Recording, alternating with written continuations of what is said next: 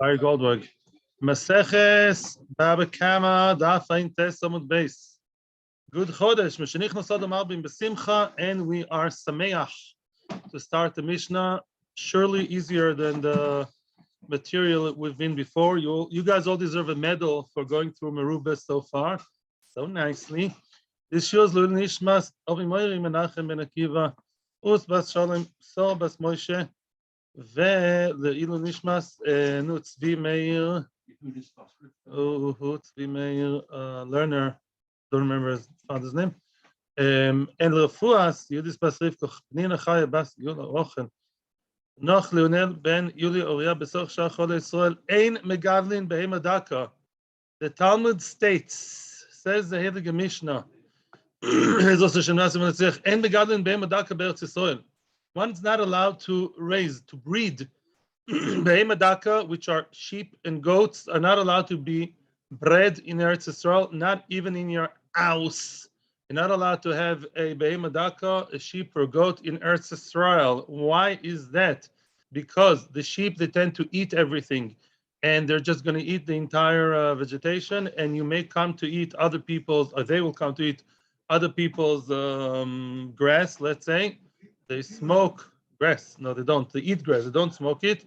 And then even if you think you'd be able to keep it inside your house, according to some people, you see later on, you can't keep it in your house, even in your own pen. They may run away. So you don't bichlal breed those species in Eretz Yisrael. Of course, you ask the question, what if I need to bring a korban, or lehavdil, if I want to have my lamb chops in England, lots of people eat them, can get them in Israel too. What are you going to do? You're not going to have a sheep in Eretz Yisrael. Am I really not allowed to be a shepherd in the land of Israel? And the answer will come soon. By the way, the big animals like the cows and the bulls, you are allowed to breed in Eretz Yisrael. The question is why? They also eat everything. The sheep and the cows, they tramp over other people. They may come to tramp other over people's land, ruin everything and eat everything, which I guess has to do with Bava Kama also.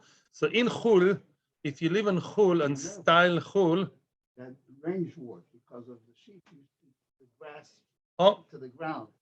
Zogt Rabbi Yitzchak Yedideinu. In America, they used to have range wars between because people. Herd and sheep.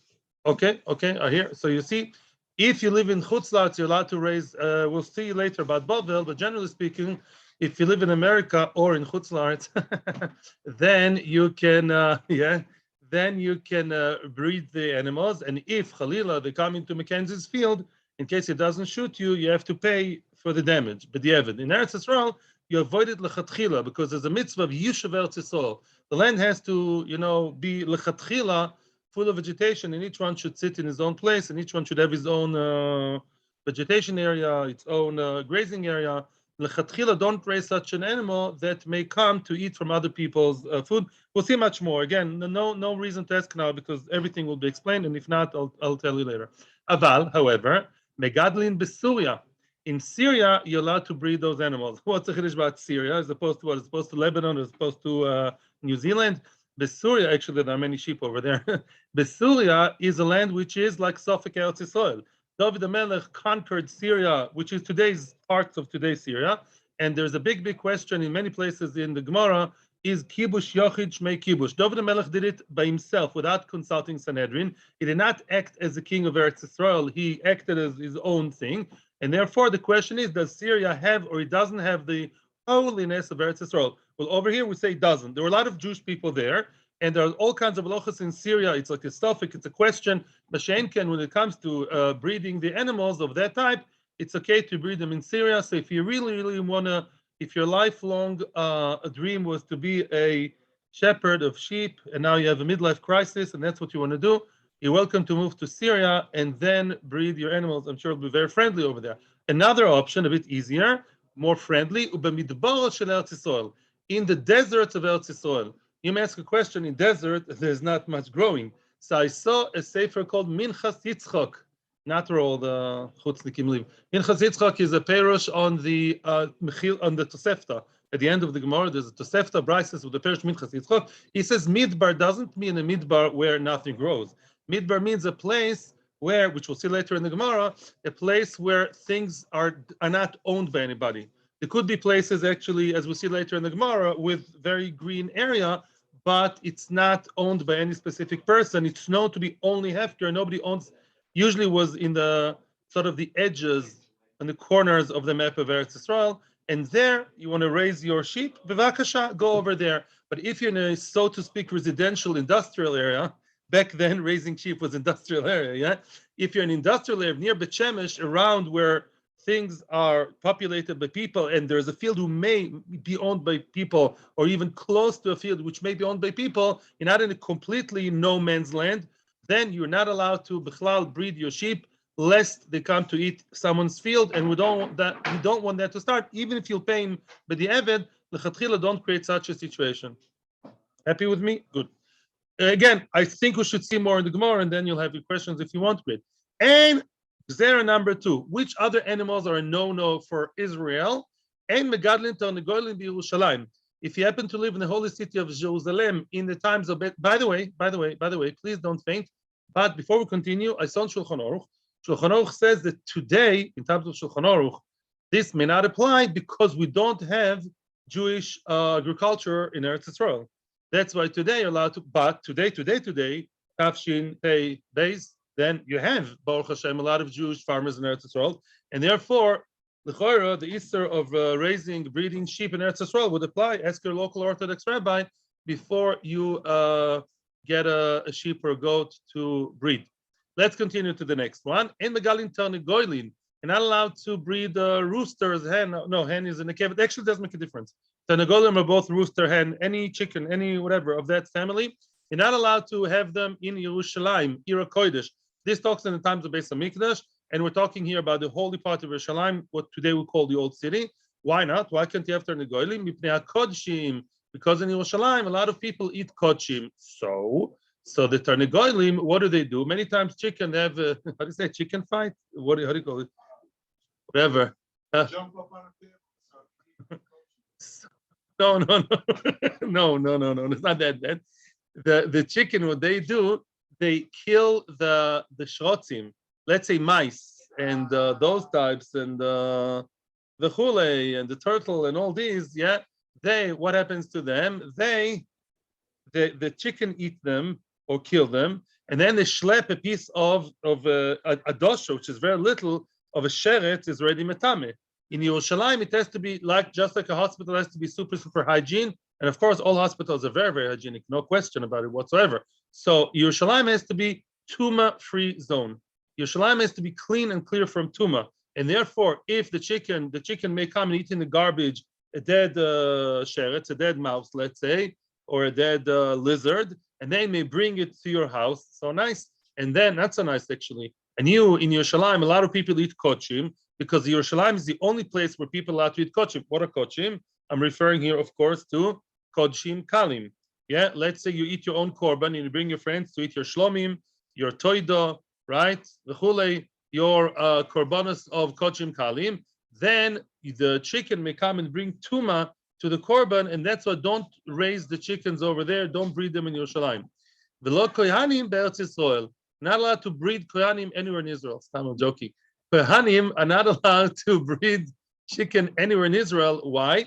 Because kohanim mipnei hataharois. Because they eat everything b'tahara. They eat truma. They eat truma b'tahara. Only kohanim eat truma, and truma can only eat when it's tahor. So Kohen's house is like a mini Yerushalayim. Just like in Yerushalayim, everybody, not only the kohanim, eat the kodshim, the shlomim, let's say, yeah, the meister, they eat. So to the Kohen in his own house, wherever he may live, in Beersheba or in Akko, wherever he lives, the Kohen, he eats truma, betahara. The chicken may come and interfere by schlepping. It's a small piece. A dosha is a very small piece. It's 1/24 of a coin. It's a small piece and it's already metame. And therefore, yeah, you may not even realize that the chicken came to your kitchen. The chicken in the kitchen came and dropped a piece of sheret on your table, can get mixed up with the taros. Yeah, just like you wouldn't like to have pork at your house, it may come to be mixed up. Same thing over here. Oh, we spoke about pork, so let's continue. Here comes the third no-no animal. En megadlin chazirin b'chol mokoim. One's not allowed to breed pigs anywhere in the world. not in Eretz Yisrael, not even in Spain, anywhere. You're not allowed to breed if you're a Yid, a Kusher Yid. You're not allowed to breed a Chazir anywhere in the world. And the Gemara will explain why. There is a reason for it. It's not some because we have, look, we're repulsed by pigs. There's a specific reason because something that happened once. The fourth animal, my favorite animal, one is not allowed to breed a dog, to have a dog in Eretz Yisrael, or actually nowhere, not even if you live in Alaska. Unless what? Unless it's tied with a shalsheles, with a chain, which means, says Rashi, kelev, we're talking here about a kelev that bites. And even if he doesn't bite, but it barks, the barks who doesn't bite, but if he barks and he can cause people fear, he scares people off because he barks, and that does happen. You're not allowed to scare people. There was a case, the Gemara will say later on, of a woman that was pregnant, and she was so scared of the barking of the big dog, so she miscarried. And then the owner said, "I'm so sorry. I know you're sorry." So then he doesn't tell you sorry because already miscarried. And therefore, a dog that looks scary and barks scary, even if he doesn't bite, is halachically not allowed to have. So my opinion about having dogs. That's a different story. So if you're dafka so much into having a dog in your house, a two-medic animal, good or not so good. So opt for a little cutesy poodle with a pink ribbon. But the big bulldog, Amstaff, I don't know, Rottweiler, I don't know, so they're not supposed to be owned by Yid unless, the Gemara said later on, unless you live in a dangerous area. If you live in a Shatachim and the Arabs are scared of it and it's a guard dog and you really need the guard dog, you have no other way of guarding yourself, then it's allowed. We'll discuss it later. Next, last but not least, en posin nishoibim leyoinim. You're not allowed to spread out. Nishoibim are traps. You're not allowed to make traps to the yonim for the doves, the pigeons. You want to catch the pigeons, that's okay. But in other words, you're not allowed to place your dove trap near the city, near an urban area. Why? Because you may be trapping someone else's birds, and that's called gezela or geneva or whatever you want to call it. Yeah. But the Maisa, this is also, you may come to trap someone else's yaino. And therefore, if you want to dafka catch the hefker ones, past shloishim ris. How much is shloishim ris? Past 4 milim. 4 milim are 4,000 ames, which is about 2,000 meters. That's quite a lot. That's what, 2 kilometers, yeah? So you're supposed to, be'erech, if my calculation is right, if you want to place your pigeon trap somewhere in order to catch the pigeons and eat them, buy them, get them, acquire them, you have to have at least about 2 kilometers. Again, if my cheshbon is right, we have 2 kilometers out of town, there in a place which is completely hefker.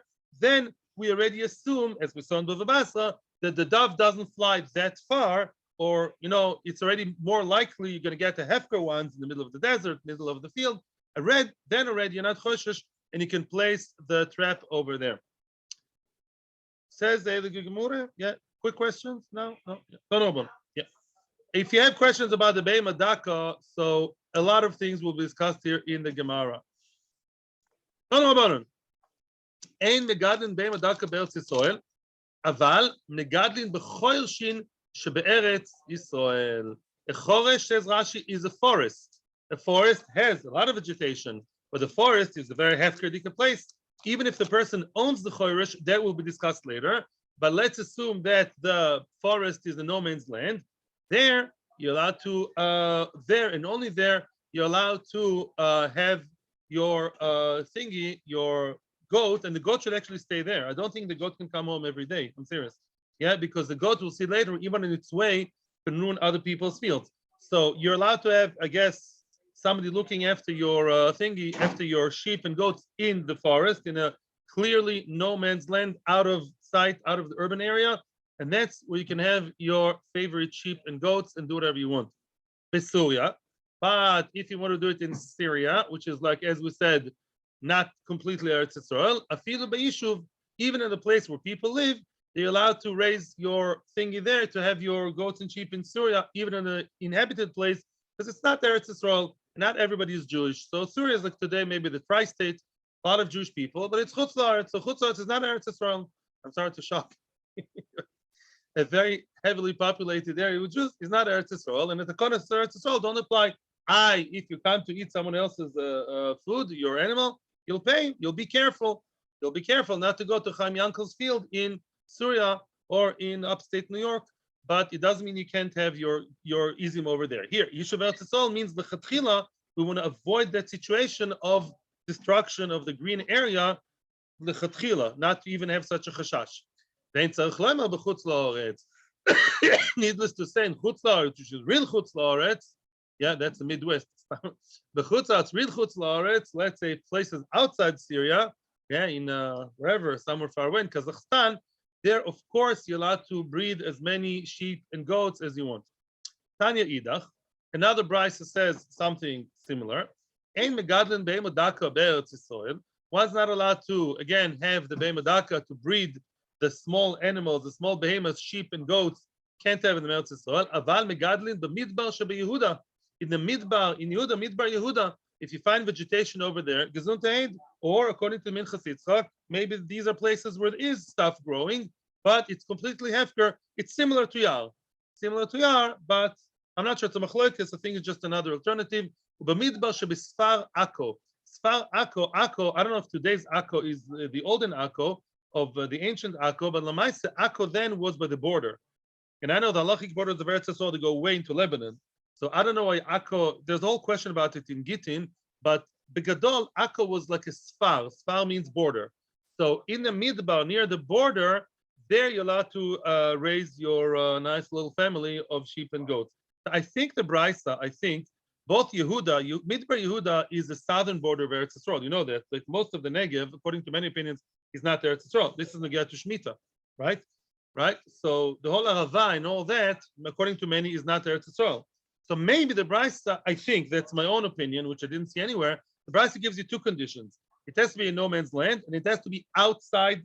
It has to be only like in the periphery, in the margins, close to the border, not in the middle of Eretz Yisrael. Because could be if you have your animal in the midbar, bang in the middle of between Tel Aviv and Bet Shemesh, it's still too close for comfort to an inhabited area. So maybe the Brisa requires two things: sfal, by the border, far away, and in no man's land. Kach nirali. That's what I understand it.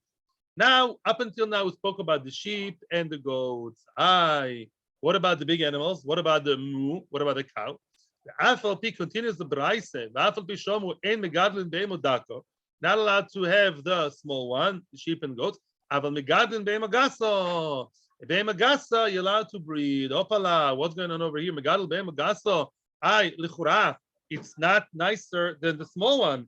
It eats very nicely and it tramples over everything. And it does the toilet. I don't know, it can destroy more. So Agam be'emagasa is all of a sudden okay. Lefi, shen goizun gzer al tzibur, ela im ken rov tzibur yichon namud bo. That's the rule in Judaism. Chazal don't want to be too difficult with us. And Chazal say you're not goizun gzer al tzibur. You don't decree a decree, whatever. You don't start it. You don't establish a decree on the public unless most of them can actually maintain it, can actually fulfill it. Yeah, if things are too difficult, Chazal don't start with. One example is we saw many moons ago, we saw in the Zara, why are you allowed to buy oil from Goyim? That's it's kosher, but it's done by Goyim. It's not the Yiddish oil.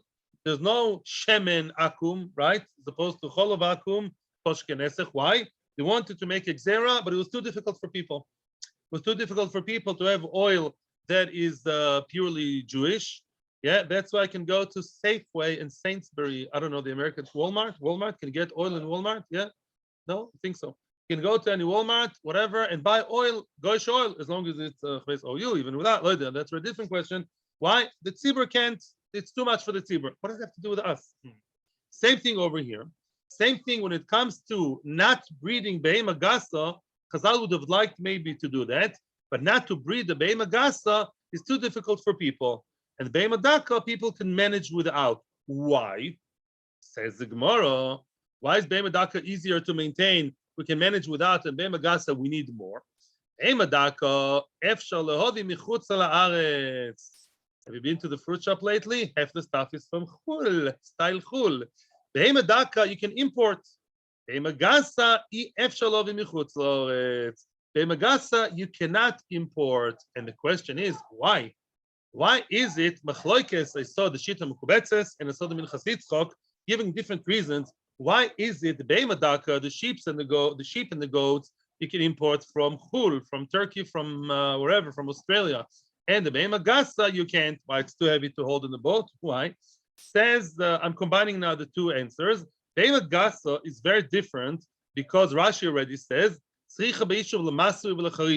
Beimagasa, as we saw very recently yesterday, Beimadaka is not a working animal. Beimagasa is a work animal. It's something you plow the field, you till the earth, you plow, you work with the Beimagasa. That's your working tool if you're a farmer, and you can be an Eretz Yisrael. And therefore what? One answer says, I can't rely on import because I need it all the time. Yeah, I can't just rely on the import to come from Chutz La'aretz. I need it by me all the time. I can't just rely on the coming, yes, no coming. Other answer is the goyim in Chutz La'aretz, they don't want to export it to Eretz Yisrael because they need it. It's a rare commodity for them.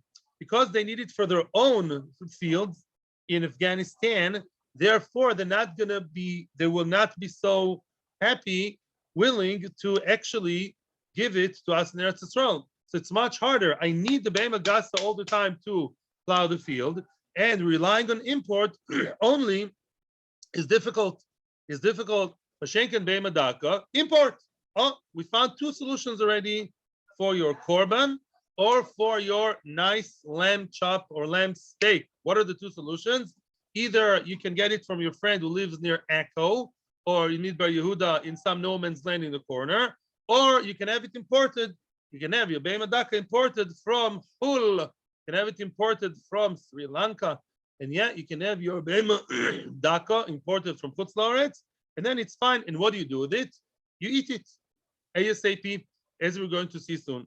Now, another nekuda which is very, very important to point out is, according to many Rishonim, and it's mashma from the Gemara in Sanhedrin, when we say Be'ema Gasa, the big one is the cows are okay to be bred in Eretz Yisrael, that's only indoors. I mean, I don't mean in your living room you have to have a cow, but I mean to say it has to be in your protected area, private area. You're not allowed to be royer a Be'ema Gasa outside your own grazing area. You should have a place sufficient enough for your cows to live, owned by yourself. You can't just let it graze outside to whichever place you want and say, okay, I'll try and be careful not to hurt anybody else's feelings or get to his field. You don't say that. Mashenken Be'ema Daka, even in your house you can't have. Be'ema Daka, you can't have even indoors, meaning in your pen, yeah, in your shed. Get it? The Be'ema Gasa you're allowed to have in your own place, in your own courtyard, in your own place, in your own cowshed, in Moshav, but you can't have it outside grazing Bichlal. Okay? So grazing nobody. He may come to trample someone else's field.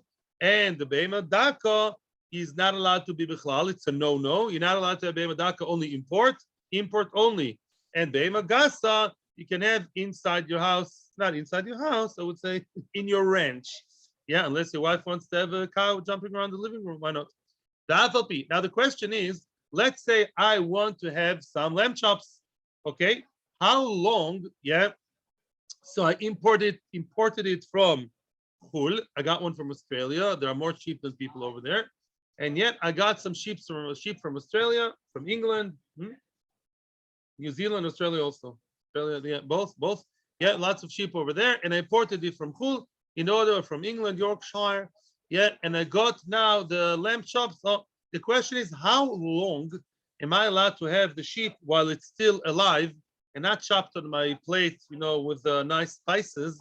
Yeah, how long can I keep it in my house or in my backyard while it's still alive? There's a time limit for that, so people shouldn't actually exploit it and start the whole. People might start the whole industry and say, "Well, I'm only I want it for my meal." Says the Heilige Braise, the Afal Pishomu en Megadol Be'ema Daka, even though you're not allowed to breed the Be'ema Daka, you can only import it. Aval Mashehu Kodim Laregel Shloshim Yoim. You're allowed to be Masheh. You're allowed to keep it, have it stay in your house before the Regel Shloshim Yoim, which means, let's say you want to have your lamb chops on Sukkot because it's a nice holiday, you want nice food. Yeah, so 30 days before, in let's say Tesvav Elul, you're allowed to start, buying it and keep it there for 30 days, no longer than that. The Koydem Ishta B'nai, Lamed Yom, before your son's wedding, making a wedding, and you want to make it fancy, done with Corona. You want to have nice lamb chops for all the guests. So how many days before? Only 30 days limit when you can stay in your house before it's shechted and served to the guests. With a mask on their faces. 1 second, please, and I'll listen to you soon. Ubelvad, providing they don't play shtick, Shelo yashes achroino shloishim yoim, which means, let's say I know that Sukkot is coming in a month. It's now Tesvav Elul, and I know that Sukkot is in a month, and I want to have my lamb chops in Sukkot, and I have a big family, and they're hosting for Sukkot half the world, and the children and the marrieds and whoever, and Shpritz Abela, of course.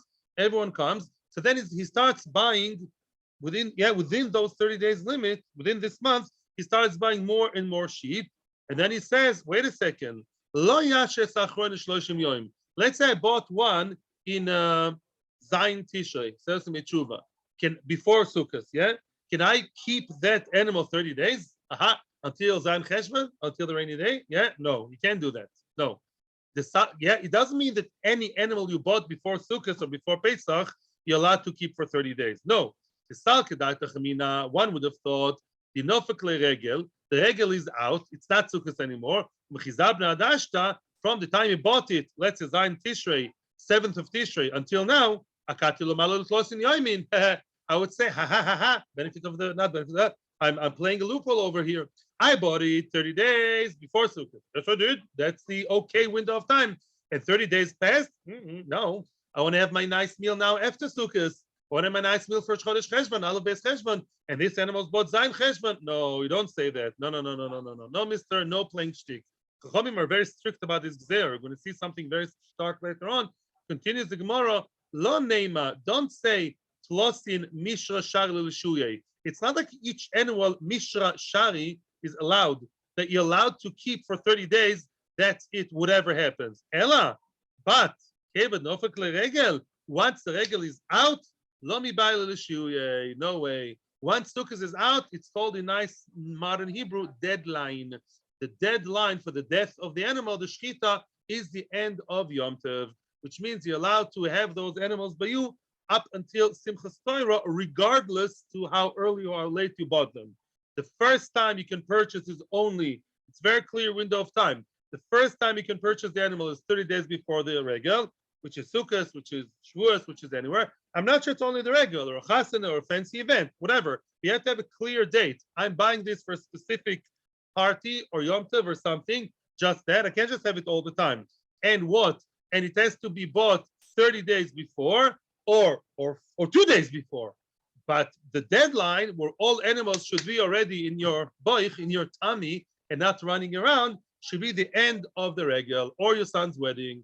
Wedding is over, turn off the lights, you paid the band, you paid the waiters, very nice.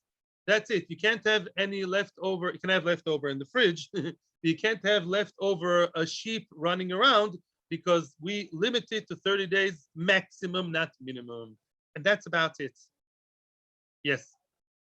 No, yes, Harav, go and wanted to ask, and I'm listening to you. Yeah, I'm listening. I'm listening to every word. I don't know. We'll see later on, soon actually, what happens if you did breed the sheep and the goat in your house. Lanius Daiti, even if it didn't run anywhere and the sheep was inside, and we'll see it later, and the goat was inside like a good girl, Lamaisi, you're over to Konas Chachomim. Konas Chachomim are over. It's also to break a rabbinical rule, a interrabbanon, even if it didn't come to the Raisa, of course, even if it didn't actually eat. Let's say somebody ate before Ma'ariv, bread. He had a whole bread suda before Ma'ariv. It says this guy's chayv misa, Yidei Shamayim. Afterwards, right, without a shomer. He didn't have a shomer. He had a whole bread meal. Yes. He had a whole bread meal after Tzesek Achovim, knowing he didn't daven Ma'ariv. It doesn't have koyach. He has no shomer, no alarm clock, no nothing. Nobody wants it. And what? And he ate the whole meal. And afterwards, right after Birkas Hamazon, he davened Ma'ariv, b'chavono like the Rebbe. He's over at the Konas Chachamim is chayav misa, says the Gemara. Why? The mere fact you over at Konas Chachamim is also as of itself, even if the danger didn't actually occur. The reason why you can't do sheep in the country because they're Continue the Braise. The tabach, ken tabach, which is a no, he's not a chef. He is one selling meat. The butcher. The butcher, can a butcher actually buy sheep and sell them on as shechted? Yes. Lokeach v'shoichet, you can go and shecht them. Lokeach v'shoye, either shecht them right away, then great. You see, Alan? If you want to just get lamb chops to your favorite lamb chops and buy it by the butcher himself can buy them as long as he right away shechts them, or lokeach v'shoye, or you can leave them. Aguna is the one left behind. The last one, just like an aguna remains without her husband, there's a machlokes rishonim here. I'm saying like Rashi. Rashi says that the shoichet is basically, the shoichet has a yom shuk. There's one time every once in a while where there's a market day, and that's the day when you can buy meat. She actually can Ramat Bet Shemesh.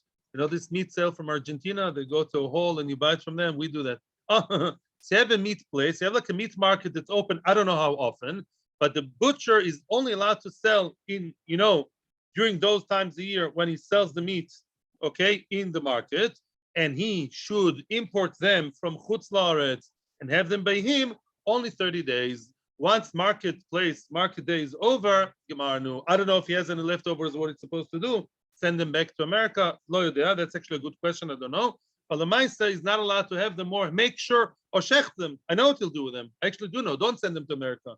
If you have anybody left past the deadline, you make a mega shechita, shech, all of them that are left, and have them shechted. A shechted sheep doesn't eat anyone's grass. That's a solution. Don't send them back to Chul. Just make sure that they're all shechted. Even the last one, the aguna, should never stay by your possession. Even you, as a wholesaler, you're not allowed to have them more than 30 days. And the deadline, according to Rashi, is the Yom Shuk, is the market day. And Tosfos and other Rishonim say no, even without the market day. I'm sticking with Rashi now. They have to have a big freezer. Back then, they didn't have freezers, so you sell them for cheap. Like, excuse me, have you been to a supermarket Friday afternoon? They offer a lot of stuff for cheap. They don't want to stay with leftovers. Same thing over here. The live sheep, absolutely. Yeah. Once shechted, it doesn't eat anyone's grass. Yeah. Shalu Talmid of Rabban Gamliel. According to Rashi, we're going to have a machloikis now. Rabban Gamliel's Talmidim asked him, "Ma'u legadel? Are you allowed to breed sheep in Eretz Yisrael?" Omer le'en mutar. Yes, it's allowed. Whoopa. What is that allowed? V'atana and fact the Gemara, it's a Mishnah, it's a Mishnah, it's a Takono. Ein megadlin. You're not allowed to breed the sheep in Eretz Yisrael. Rabban Gamliel argues on that. Ella must be. It's a different version over here. Hachi kabomine. This is what they asked from him. Mau lishois. Is one allowed to keep? If he bought one from Chutz La'aretz, is he allowed to keep them for a long time, more than 30 days? Yeah.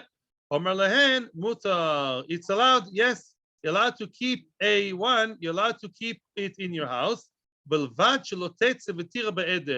As long as it doesn't go out to graze, to be shepherded in the eder with the cattle, with the herd. You're supposed to tie it to the bedpost. So everybody knows in Mitzrayim they tied it to the bedpost, and actually that appears many times as a Jewish minhag in other places. Also in the Mishnah in Kalim, I think it says people would tie the goat to the bed. Many times the goats, by the way, they're very wild animals. Actually, they can get very tough. So you tie them to the bed to make sure they don't run away. So Rabban Gamliel, according to Rashi, argues on Chachamim. Chachamim say what?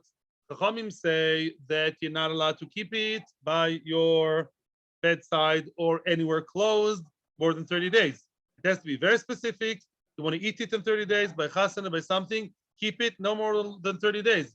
Let alone, you can't stop have a whole, and only for eating purposes. You can't have a whole load of them grazing, even indoors, even inside your backyard. You have a big area for them, can't have them for sure. Rabban Gamliel seems to be saying more leniently, you can't have them roye. Everyone agrees you can't have them out of your domain, out of your authority. You can't have them grazing around, that's for sure. Rabban Gamliel does say that if you have one, you import it from Chutz La'aretz, or maybe even a few, you can keep them indoors. But Chachamim say no, even indoors, it's extremely limited, not more than 30 days before specific eating time, before consumption. Yeah, expiry date. Expiry date. Tanu Abonon, a story on the same venue, continuing. So it's a machlokas Rabban Gamliel and Chachamim about keeping behema daka indoors. That's a shala. According to Gamliel, it's allowed. According to Chachamim, it's not allowed more than 30 days. That's a visa. 30 days visa in the country. That's it. Tanu Abonon. Ma'aseh b'chosid echod. There was once a very pious man, chosid echod. She'gonech meliboy, misken. He was in such pain from his heart, he would moan and groan, oi, would krecht and kvetch from his heartache.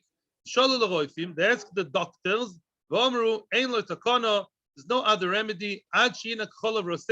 He has to actually suckle, he has to like suck from the udders of the behema daka, from the goat, let's say, hot milk, because it's hot when it comes out of the udder.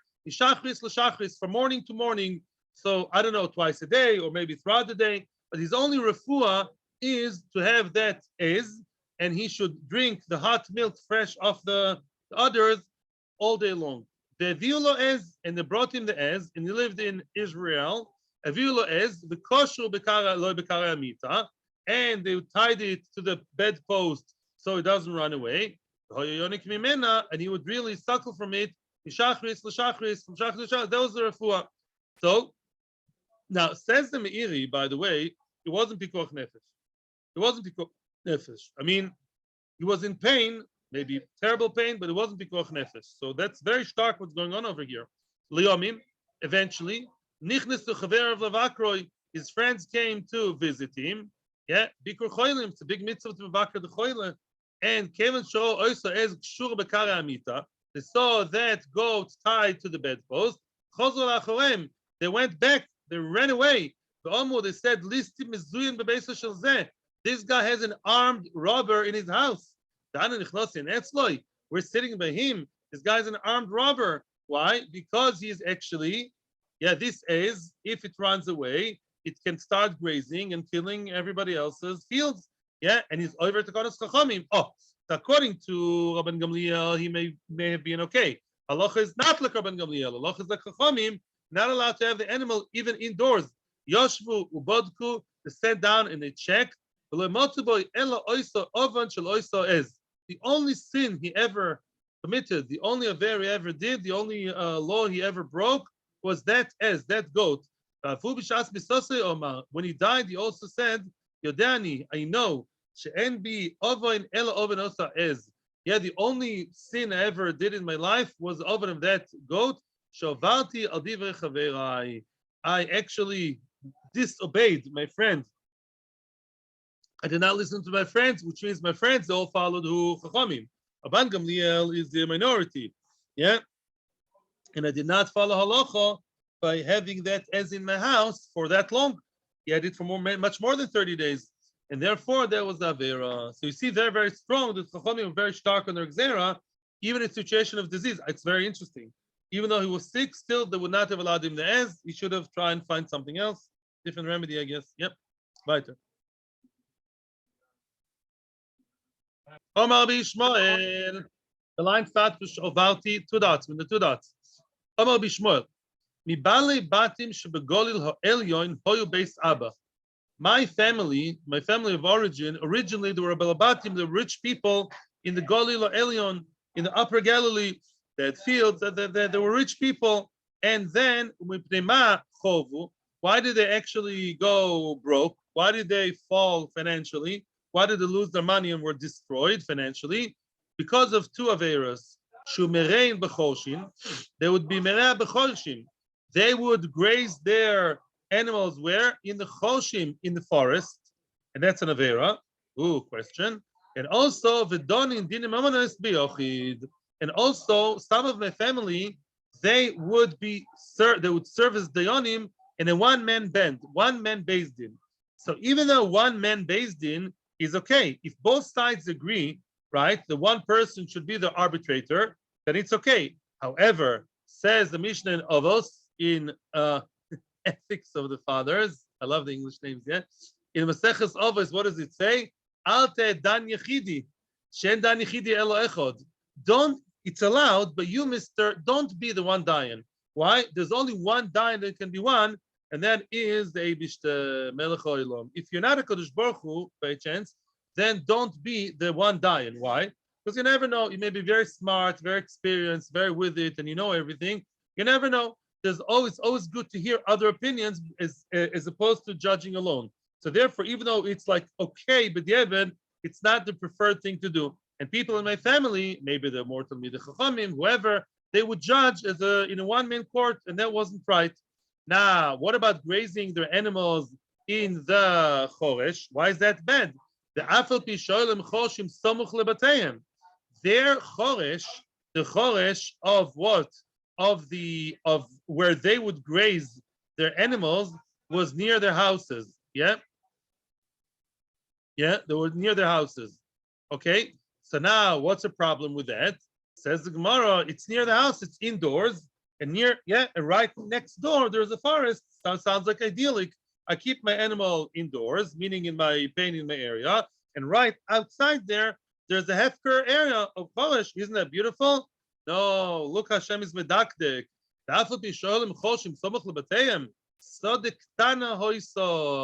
There was one small field which was between the house and the choresh, which was owned by someone, Mr. Small Citizen, Mr. Not such a rich guy. He had a small field between them and the grazing area. Every day when the shepsalach and the goats would go from indoors from their house into where? Into the forest, they would go through someone else's field, and they would walk all over his thing. And they ignored that. They thought they're doing everything 90% okay. Hey, there's one guy who's suffering because of you, and that's Mr. What? Mr. Little Field Owner, and you're trampling all over him, literally. And therefore, because of that, they went down. They went down because they didn't care about people who are smaller than them, especially in the context of raising the animal. Rashi says, surprisingly, there was not a Be'ema Gasa, it was Be'ema Daka. Rashi says that because we said Be'ema Daka, you're allowed to have in the choresh. As long as the Be'ema Daka remains in the forest, it's okay. In your house, in Bet Shemesh or Yerushalayim, or in an area with other fields, you can't have it even indoors, except for Rabban Gamliel. But if lechatchila they bought an estate, a ranch, right next to the forest, in the forest, the animals are allowed to be. That's all very nice. But the animals actually did go out of the forest through and pass through someone else's little field, which wasn't noticed. And when the rich guy doesn't care about the little guy, at the end of the day, he becomes poor. Rachmana litzlon. Omar dono abonon. Roya shosa tshuva. Oh, Roya did tshuva. A person. Oh, now by the way, you should know Royim. If you remember from, we saw it at least once. Roy is b'cheskas gazlan. A person's a professional shepherd, lemaisa, whether he takes the person's sheep or cows and he grazes them anywhere, and most royim do graze anywhere. So even if the roya is one of the better ones and he's trying not to be a gazlan, he's still breaking halacha. It's a forbidden profession. The roya is not staying indoors. The whole vote of roya is to babysit the animals, to sheep sit the animal while they're outside. That's the whole idea. Why are all your animals outside in who knows where? That itself is wrong. Stay inside, the sheep and the goats, yeah? And the roya did tshuva. Let's say that shepherd, whichever cow or cowboy or whoever, he did tshuva, and he says, okay, I won't do it anymore. The guy has a whole load of sheep. He owns the sheep. He owns them and he shepherds them. He does both. Now, Oivei Tshuva, Yom Kippur, he just saw the Gemara now. He's never been to Amud Yomi. Now he saw, are you getting rid of the sheep? Oh, no. Sure, yeah, Avada. Yeah, you're not miyad. He wants to sell all of them, but it doesn't have so many customers. Maybe he wants to sell them to people who live near Akko. He wants to sell them to people who live in Japan, wherever. You don't force him to sell everything right away at a huge loss. He can sell them slowly, not too slow. Sell them the regular pace. As long as you start the process of selling the animals, you sell them as you go along. Chachamim are not so demanding, so in that you sell them normal pace until you sell all of them. The Tim Mackenzie died many times and revived many times. So now Tim Mackenzie died again, and you all know also Tim Mackenzie has a son who's a ger. That's what's the thing. So now, Bechen Ger. So Avram McKenzie sits and learns. Avram McKenzie sits and learns in Esha Torah. Then he gets a phone call. I'm sorry, a WhatsApp, a thing. Your father died. And what did your father leave you behind as a Yerusha, his inheritance? That says the Gemara, Bechen Ger, Shenaflu Klovim v'chazirim. Can't be better than that. The daddy left him behind a few wild Rottweilers, bulldogs, boxers, or whichever one, German shepherds, and also pigs. I think he did it on purpose, right? So that's what he bequeathed to his Jewish son, Birushosoi. Now Avram is stuck. He's asking the Rebbe at Eish, what shall I do? I'm sort of forced to be all of a sudden the owner of two unfriendly animals, halachically, chazirim and bad dogs. And miyad. The Rebbe doesn't sell, get rid of them right away. Today, boom, boom. Go online and sell them in Yad Shtayim right away in a second to McKinley. We don't say that. He sells them, start selling now, but start as long as you're busy with the selling process, it doesn't have to be instant and blitz. You can do it the normal pace, as long as at the end of the day you'll get rid of all the chazirim and all the klovim, and you'll get money, and with that you'll buy a new shas and a new set of sfarim. Vechen, another idea. Oh, somebody wants to make aliyah. Somebody lives in wherever, he wants to make aliyah. He lives in a perfect America, everything's perfect, but still wants to make aliyah for some reason. But every time he says yes, no, maybe so, eventually makes a neder. He goes and he makes a neder, I'm noider, to make aliyah. Wow. Vechen mi shenodar likach bais. Now, this price is a bit convoluted. Velikach isha be'eretz Yisrael. Really means likach bais be'eretz Yisrael. Buy a house in Eretz Yisrael. He's not making aliyah, he's only buying a house. That's a step in the right direction. The person is noider to do a mitzvah. I want to buy a house in Eretz Yisrael and I'm noider. Let's say he says this and that, I can't have my favorite pizza, koina my favorite pizza, unless I buy a house in Eretz Yisrael. Enough, dwindling, enough, tithering, that's it. I'll buy the house, neder. Or to get married. The guy's 30 years old already. That's it, I'm noider to get married. So now, neder is a very, very severe thing. En mechayvin oiso likach miyad. We don't force him in Beis Din, and Beis Din heard the neder, and we know of the neder. We don't force him to buy the very first house he finds in Eretz Yisrael, some, very dilapidated apartment in some very, very small place, 2 rooms and completely fashtunkane, all Arab neighbors, and 500 years old and not kept. So that he doesn't have to buy that. Or a wife. The first girl he dates is somebody completely out of the question for him, So then we don't force him, say, you're noider. The first chance you have to do. Not like Yiftach. Yiftach said, the first thing that would come out of my house after being a korban to Hashem. Who came out? His daughter. So there was a big question. She had to stay secluded the whole life. So now, even though you're noider and you should fulfill your neder, either it's the house has to be suitable, and the wife has to be suitable. Until he finds a wife which is suitable enough for him. However, that's true if the neder is an open-ended neder. I'm noider to buy a house in Eretz Yisrael. When? I didn't say when. He's decisive, but not so decisive. Still has a nice business going on in wherever, in Oshkosh. So now, what would be if he made a deadline? Let's say he said within a year, that's right. I'm noider. Within a year, I have to buy a house in Eretz Yisrael. Then already, some say that's machlokas achronim.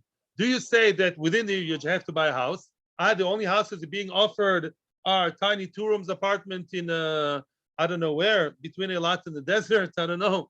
So you have to within a year. Some say no. Some say even if you put a cap to the neder, but he really didn't find a house that's suitable or a wife that's suitable, then he can go on, try as quick as you can. But the question is, what's a suitable wife? Some people are more picky than others. That's another question. I'm not sure. Story time about the Shidduchim belt. A single mother, I guess, she was an almana, a grusha. Her son, in nice non-modern English, drove her crazy. Her son drove her crazy. I saw in one of the achronim, he said, drove her crazy to get married. Her son told her, no, mommy, when are you getting married? I hate to see you alone. No, get married already. Get married. The kofza v'nishbashi, doesn't mean literal jump. She initiated quickly, made a quick initiative. how do they say kofta in English? Kofta v'nishba. She quickly made an oath. Call me sheyavai. Any man that would come, any machzirosoi. Whoever comes, okay, I'm listening to my son just to get him off. Usually it's the other way. The parents drive the son crazy to get married. Here it's the other way. The son drove the mother crazy. No, get married, get married. She swore and she said, Yalla. The first one who comes, not the first one. Whoever comes, I'm not going to say no. Any date I'm offered, I'm not saying no. The